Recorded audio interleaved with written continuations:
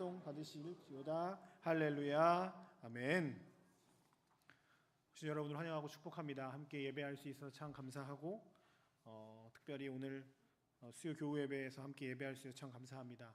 오늘 보니까 몇 분 이렇게 새로 오신 분들이 이렇게 얼굴을 보이시는 것 같은데 오신 여러분들을 환영하고 축복합니다.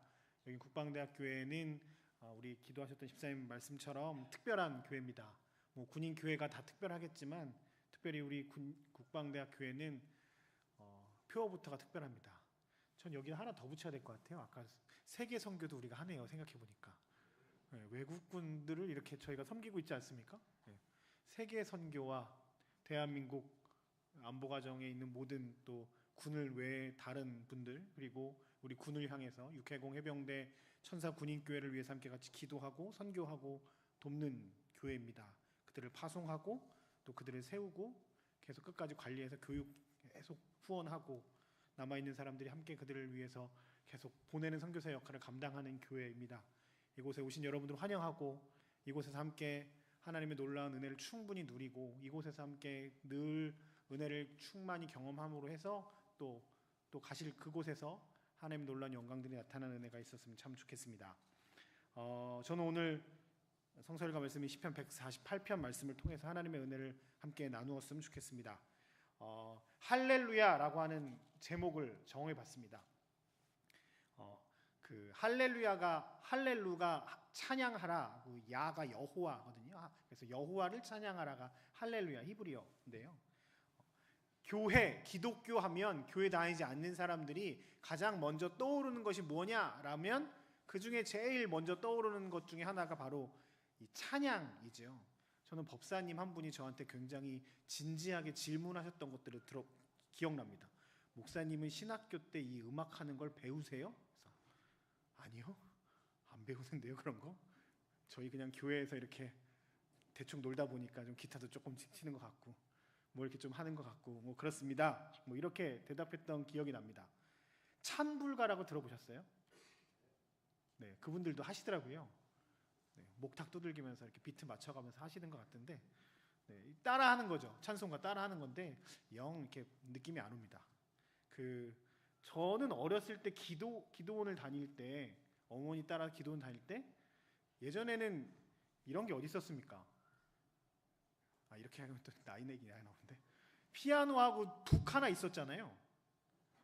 예, 진짜로 큰 북 하나 이거 치면서 피아노 치면서 불길 같은 성신여 찬양하고 그랬던 기억이 이렇게 나는데 언젠가부터 이렇게 풀 밴드들이 들어오면서 교회 안에도 이런 밴드들이 들어오고 국방대교회 찬양팀 오게 보면 너무 수준이 높지 않습니까?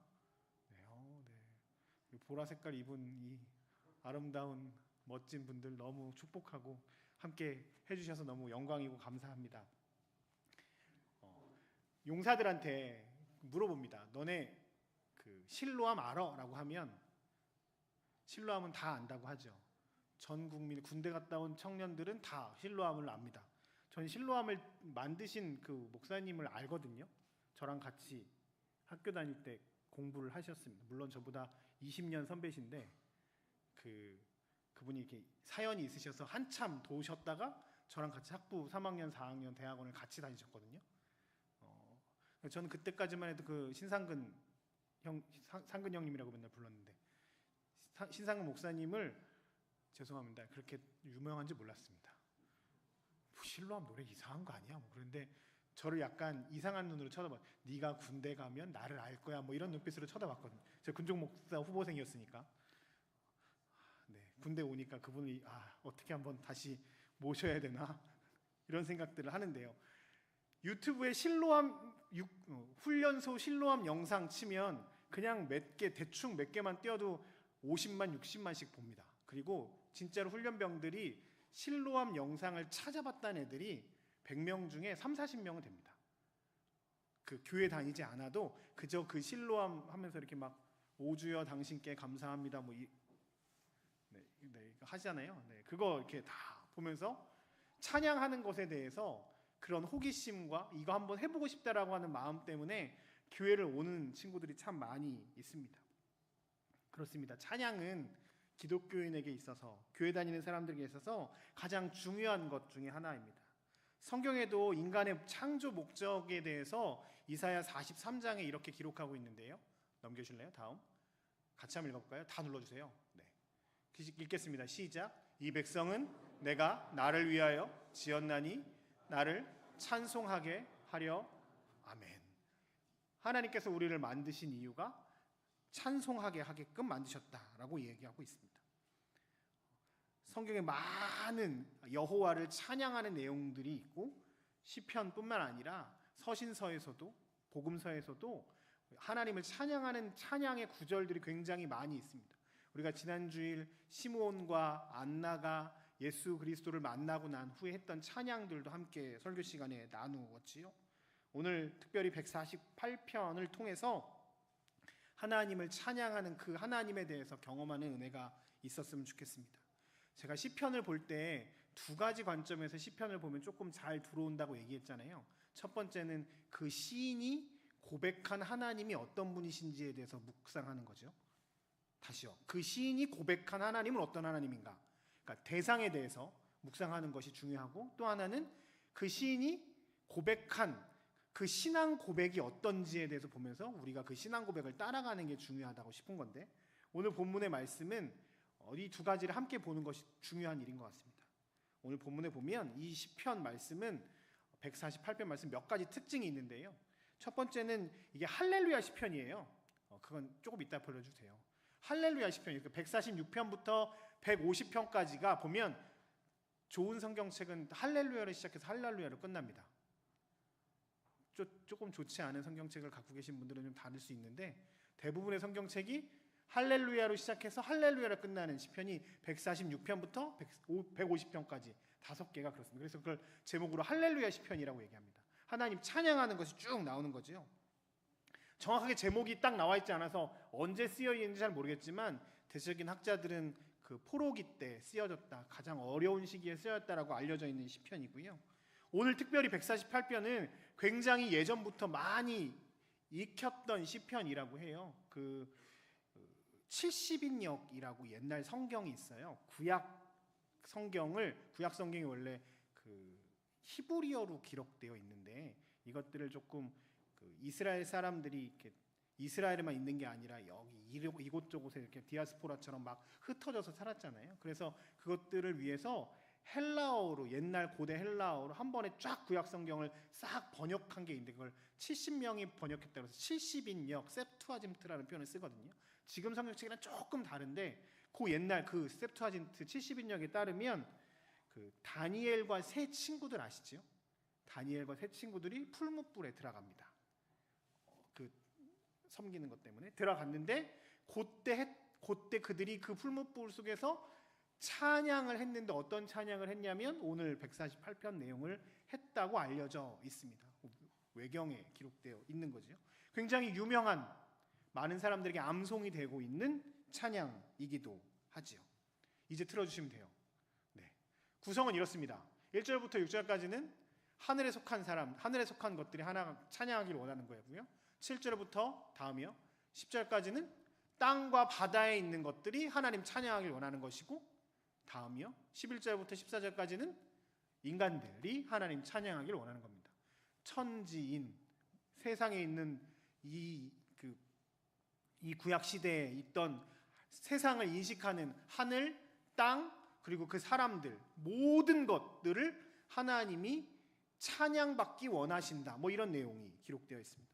저는 오늘 본문 말씀을 두 가지로 은혜를 나누려고 하는데요. 첫 번째는요, 같이 따라 읽어볼까요? 시작. 창조주 하나님을 찬양하라. 네. 오늘 본문에 보면 계속 나오는 단어가 뭐죠? 여호와를 찬양하라, 찬양하라. 아예 시작부터 할렐루야로 시작해서 할렐루야로 끝나면서 하나님을 찬양하는 것에 대해서 계속 반복하고 있습니다. 특별히 1절부터 쭉 나오는 대상들 있잖아요. 하늘에 속해 있는 것, 그 다음에 땅과 바다에 속해 있는 것, 인간들. 이 순서가 어떤 순서 같으세요? 창세기 1장에 나오는 하나님께서 천지를 만드셨을 때 쭉 나와 있던 순서들 그대로, 그 순서 그대로 그 모든 만물들이 하나님을 찬양하기를 원하는 겁니다. 3절에 보면 해와 달과 별들, 하늘과 하늘의 물들이 하나님을 찬양하기를 원합니다. 이 하늘의 물들이라는 건 궁창이라는 표현을 쓰기도 하는데, 이 시절 이쪽 사람들이 우주를 바라보는 세계는 지구 위에 물들이 이렇게 있었다라고 생각했었던 것 같습니다. 혹은 어떤 사람들은 하늘 위에 구름을 시적으로 표현했다, 뭐 이런 표현을 쓰기도 하더라고요. 어찌됐건 하늘과 해와 달과 별들이 하나님을 찬양하길 원했습니다. 7절에 보면 용과 바다가 하나님을 찬양하길 원한다고 표현합니다. 이 용이라는 게 성경에서 정확하게 어떤 존재인지에는 정확하게 팍 나와 있는 데는 없지만 굉장히 큰 힘을 가지고 있는 압도적인 존재라는 사실만은 의심하지 않고 그냥 믿을 수밖에 없습니다. 용이라는 존재죠. 바다는요, 이 시절은 과학기술과 뭐 이런 게 발달되어 있지 않아서 바다에 나가면 죽는다고 생각했잖아요. 두려움, 혼돈의 대상입니다. 배를 타고 나간다고 하지만 어떻게 될지 알 수 없는 상황들인 거죠. 땅으로 걷는 것보다 바다로 나간다는 거 혼란과 혼돈의 시대라고 생각했죠. 엄청난 모험인 겁니다. 지금 우린 비행기 타는 것도 그냥 익숙하게 돈 내고 타지만 이 시절에 바다를 나간다는 게 상상할 수 없는 두려움 가운데 있는 거죠. 바다가 그런 존재인 거죠. 그런데 그 바다도, 그 바다의 안에 있는 용이라고 하는 무시무시한 동물들도 하나님을 찬양하길 원하는 겁니다. 8절에 불, 우박, 눈, 안개, 광풍, 특별한 자연현상들이죠. 요즘도 번개 치면 아이들 무서워하죠. 연애하실 때 일부러 무서워 이렇게 하신, 죄송합니다. 이렇게 하면 안 되는 거였는데 제가. 지금도 번개 뭐 이런 것들, 우박 하면은 무섭잖아요. 이 시절 어땠을까요? 2000년, 3000년 전에 우박이 막 떨어진다고 하면 우리나라 망하는 거 아니야? 그리고 잘 생각해 보십시오. 여기가 지금 비가 많이 오는 동네입니까? 이스라엘이 가문 동네잖아요. 사막, 광야, 비가 내린다는 게 별로 익숙치 않은 동네인데 우박이 떨어진다고 생각해 보십시오. 엄청난 큰 문제, 두려움일 수밖에 없습니다. 광풍이 불면 엄청나게 또 무서운 자연현상들에 대해서 이거 어떡하지? 라고 하는 생각들이 있는데 그런 것들도 다 하나님 찬양하길 원했고요. 9절에 보면 산도 하나님을 찬양하라고 했습니다. 이스라엘에서 모세 시대뿐만 아니라 모든 상황들을 보면 산이라고 하는 존재는 하나님, 신을 만나는 장소였습니다. 모세가 어디에 올라가서 언약궤를 받았죠? 시내 산에서 만났습니다. 모세가 또 마지막에 죽은 것도, 하나님과 함께하기 위해 죽은 것도 산이었죠. 산이라는 것은 특별한 장소였거든요. 특별히 높은 산이면 높은 산일수록 더한 거죠. 특별한 존재들에 대해서 계속 얘기합니다. 11절에 보면 세상의 왕들, 고관들, 재판관들이 하나님 찬양하기를 원했습니다. 세상의 높은 사람들, 자신보다 힘이 세고 심지어 자신들의 생사화복을 주관할 수 있는 왕이나 자기를 벌할 수 있는 재판관들, 높다고 하는 그 사람들도 하나님을 찬양하길 원했습니다. 쭉 제가 읊었던 여러 가지 것들을 보면 어떤 존재들입니까? 인간보다 스스로 높다라고 생각하는 것들, 내 힘과 능력으로 어떻게 할 수 없는 것들, 그 모든 것들도 다 하나님을 찬양하라라고 말합니다. 왜요? 이유는 하나죠. 하나님이 그것들을 만드셨기 때문입니다. 하나님이 그 모든 것들을 만드셨기 때문입니다. 그래서 오늘 시편 148편에 보면 반복되는 단어가 찬양하라 말고 또 하나가 있거든요. 그 중에 하나가 모든이라는 단어입니다. 모든, 콜이라는 단어인데요. 8번 되어 있더라고요. 세보니까. 계속 반복하는 모든 내가 통제할 수 있는 것 말고 내가 통제할 수 없는 것들도, 내가 무서워하고 두려워하는 것들도 다 하나님이 만드신 것이니 그렇습니다. 하나님이 위대하십니다. 하나님은 창조주 하나님이십니다. 우리 하나님 위대하신 분입니다 라고 고백하는 것입니다. 우리가 찬양하는 이유는 분명합니다. 하나님께서 우리를 만드신 분이시기 때문입니다. 하나님께서 우리를 만드셨고 우리와 함께하는 이 세상을 만드셨기에 이 만들어 놓으신 이 환경 가운데서 우리가 하나님을 경험하며 높고 위대하신 하나님을 찬양하는 것, 그것이 마땅하다라고 말합니다. 우리 24년에 우리 국방대교회 모든 성도들이, 모든 가정들이 늘 나와 함께 하시고 우리를 만드시고 우리를 지으신 하나님을 찬양하는 모든 성도들 되시길 주의 이름으로 축복합니다. 두 번째는요, 오늘 말씀을 통해서 깨달을 수 있는 것은요, 반대로 이야기하면 다른 것들을 찬양하지 말라고 말씀하십니다. 6절에 이렇게 되어 있어요. 6절입니다. 같이 한번 읽어볼게요. 시작. 그가 또 그것들을 영원히 세우시고 패하지 못할 명령을 정하셨도다. 아멘. 하나님은 말씀으로 세상을 만드셨을 뿐만 아니라 그것들을 통치하시고 운영하십니다. 이 모든 과정들, 해가 움직이고 달이 움직이고 떴다 지고 하는 그 모든 것, 바다의 모든 것들이 움직이는 것, 식물이 자라났다 열매를 맺고 겨울이 좀 추워졌다가 또 다시 이렇게 그 모든 사이클들, 사람들이 죽고 막 살아나는 그 모든 과정들 하나님의 운영 아래, 하나님의 통치 아래 있다라고 고백하는 겁니다. 하나님을 창조주로 인정한다는 것은 다시 말하면 모든 것이 다 하나님께서 만드셨다는 것을 고백하는 것이잖아요. 그럼 반대로 이야기하면 우리가 하나님보다 찬양하고 하나님보다 높게 생각하는 것들을 하나님으로 인정하지 말고 오직 여호와 하나님만 하나님으로 인정하라는 것입니다. 과거에는 아까 이야기한 것처럼 하늘, 해, 달, 별들을 숭배했습니다. 자신의 힘과 능력으로 어떻게 할 수 없는 계속 있는 영원한 존재 같았거든요. 어떻게 함부로 할 수 없는 존재 같았으니까 그것들을 해신, 달신, 별신 그것들을 찬양하고 경배했습니다. 큰 산들도 경배했고요. 여러 많은 자연 현상들을 경배했습니다. 어떻게 내가 할 수 있는 것이 아니라고 생각했기 때문입니다. 인간은 소멸되지만, 인간은 죽는데 걔네들은 없어지지 않을 것 같다는 영원함이 있어 보이니까 사람들은 해와 달과 별들을 찬양하고 신으로 여겼습니다. 그런데 오늘 말합니다. 그것들은 신이 아니다. 그것들을 만드신 분 하나님을 신뢰하고 하나님만 찬양해야지 다른 세상의 것들을 신뢰하지 말아라. 그들을 하나님보다 우선시 두지 말아라 라고 말합니다. 우리가 어떤 작품을 보면, 미술 작품이나 뭘 보면 와, 작품이 멋있다라고 하면서 이것을 만들거나 그렸던 작가에 대해서 생각을 하게 되는 거지요.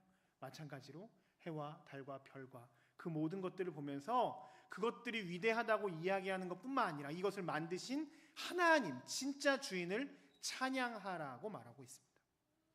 그럼 지금 우리에게 있어서 고대 사람들이 여겼던, 신이라고 여겼던 하늘과 해와 달과 별들이 무엇일까요? 누가복음 16장에 이런 말씀이 있습니다. 같이 읽어볼까요? 시작. 지파인이 두 주인을 섬길 수 없나니 혹 이를 미워하고 저를 사랑하거나 혹 이를 중히 여기고 경히 여길 것임이니라. 너희는 하나님과 재물을 겸하여 섬길 수 없느니라. 그렇지 않으세요? 네. 재물이, 돈이 가장 우선시되는 시대에 우리가 살고 있습니다. 여러분들은 뭔가를 이렇게 결정하실 때 그 결정의 기준을 뭘로 삼으세요? 예를 들어서 뭘 사셔요. 살 때의 기준이 뭔가요? 아니세요? 가성비 뭐 따지시고 이거 비싸다 싸다로 뭔가를 결정하지 않으세요? 우리가 살고 있는 세상의 시스템은 그렇게 되어 있습니다. 돈이 기준이 되었습니다. 돈이 가치라고 이야기하고 돈 때문에 움직입니다. 그렇죠? 교회에서 무언가를 결정할 때도 이 돈이라고 하는 존재가 우리의 기준이 되어 때가 참 많이 있어서 안타깝습니다. 여러분 가정에서는 어떠세요? 돈이 우리의 삶의 가치와 기준을 잡는 잣대가 되진 않으세요? 그래서 그걸 두려워하고 무서워하고 더 많았으면 물론 더 많았으면 좋겠습니다. 저도 많았으면 좋겠습니다. 그치, 맞아. 엄마한테 달라고 그래 좀. 그쵸. 그런데 창조주 하나님을 인정하는 사람은 하나님이 모든 것을 만드셨습니다, 하나님이 모든 것을 나에게 주셨습니다라고 고백하는 사람은 우리의 기준이 돈이 될 때도 있지만 그 근본의 기준은 하나님이 좋아하시는 것일까? 하나님이 옳다고 여겨 하시는 것일까? 하나님이 기뻐하시는 것일까가 우리의 삶의 기준이 되어야 합니다. 그것이 하나님을 찬양하는 삶입니다. 이게 비싸니까 사야지 안 사야지, 이게 싸니까 사야지 안 사야지가 아니라 이거가 하나님이 기뻐하시는 일일까? 내가 하나님이 기뻐하시는 일이라면 돈이 조금 많이 들어도 해야지. 이거 하나님이 기뻐하시는 일이라면 내가 조금 힘들어도 해야지. 이거 하나님이 싫어하시는 일이면 나에게 이문이 많이 남는 것이어도 하지 말아야지. 이거 하나님이 슬퍼하시는 일이라면 나한테 굉장히 싼 기회여지만 이거 하지 말아야지. 이게 하나님을 찬양하는, 창조주 하나님을 인정하는 삶이 이런 삶입니다. 2024년, 아니 하나님 나라 가는 그날까지 우리의 삶의 기준이 돈이 되지 않았으면 좋겠습니다. 하나님이 되었으면 좋겠습니다. 예수님이 좋아하시는 것이 무엇일까? 하나님이 기뻐하시는 것이 무엇일까? 주님이 우리에게 원하시는 것이 무엇일까가 우리의 삶에 늘 큰 질문이 되어서, 기준이 되어서 하나님을 찬양하는, 창조주 하나님을 인정하는 삶을 살아가는 우리 모든 성도들 되시길 주의 이름으로 축복합니다. 또한 우리는 가끔 하나님의 자리에 우리를 올려놓고 우리를 높이고 찬양할 때가 있습니다. 사도행전 14장 15절에 보면 이렇게 고백하고 있는데요. 이 고백이 무슨 고백이냐면 우리 같이 제가 읽어볼게요. 이르되 여러분이여 어찌하여 이러한 일들을 하느냐? 우리도 여러분과 같은 성정을 가진 사람이라 여러분에게 복음을 전하는 것은 이런 헛된 일을 버리고 천지와 바다와 그 가운데 만물을 지으시고 살아계신 하나님께로 돌아오게 함이라 라고 하는 말씀인데요. 바울이 루스드라 지방에서 전도를 하다가 일어난 일입니다. 바울이 안진뱅이를 치유한 베드로와 요한이 금과 은 내게 얻거니와 하면서 성전 미문에 있던 사람을 일으켜 세웠던 것처럼 루스드라에서 그런 기적을 일으켰습니다. 그랬더니 그 지방의 사람들이 그 바울과 바나바를 제우스 신처럼, 굉장히 자기네 특별한 신처럼 막 인정하고 그에게 제사 드리려고 하고 예배 드리려고 하는 일들이 벌어진 겁니다. 그러니까 이렇게 얘기한 거예요. 저희도 여러분과 똑같은 사람입니다. 제가 이거 한 이유는 하나입니다. 천지와 바다와 그 가운데 만물을 지으신 살아계신 하나님께로 여러분들을 돌아오게 하려는 도구일 뿐입니다 라고 선포하는 내용입니다. 목사들이 그럴 때가 많이 있습니다. 이 모든 것을 다 자기가 한 것처럼 내가 높아지고 싶은 마음들, 교회에서 여러 많은 일들을 하다 보면 하나님이 영광 받으셨다라고 말로만 하지만 이거 내가 했어 라고 할 때가 참 많이 있습니다. 그래서 늘 저는 제 자신을 살피려고 애를 씁니다. 내가 내 삶의 주인으로, 내 삶의 왕으로 서 있어서 내가 찬양받고 내가 모든 걸 결정하고 내가 모든 것을 하려고 하는 것은 창조주 하나님을 인정하는 삶이 아닙니다. 돈의 자리에 내가 올라가는 거죠.